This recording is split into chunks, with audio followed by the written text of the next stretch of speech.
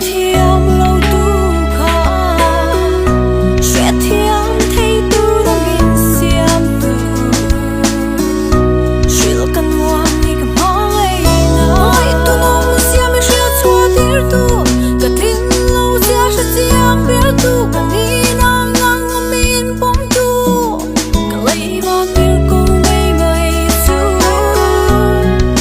ka lei va dir ko mai mai tu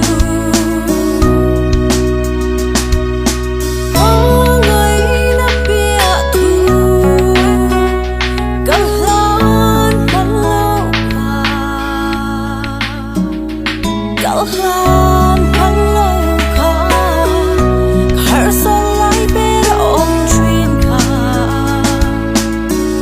ka fan tir go ayang me Chen try and again ma se ni chuan ni hung ei thu hi chena kan in chen tha da kar phera im lo kari na lunga lenga if what now thai fe I chu ya tan na pana ka hot na valley the color but those are cool fun he call it cross la ta kana hela so basila to di passa Kmart hair extension got into the back seat of your car. I don't know where that came from. That looks like one of your little stringy something or another you got up in your hair. I do not wear polyester hair, okay? Unlike some people I know, like Shawana.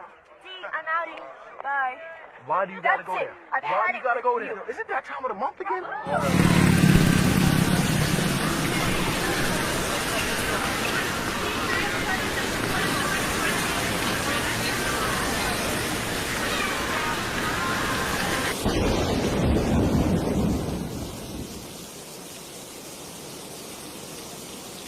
Good. Didn't say.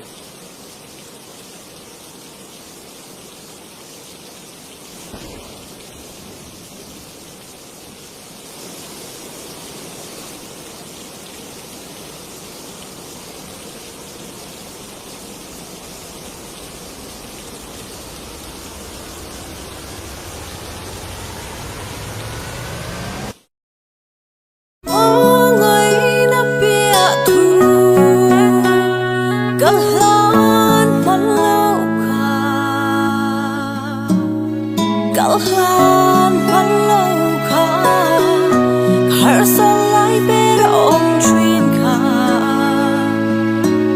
ka fan tir go ayang ngai na pia tu Kalhan lâu kha Kalhan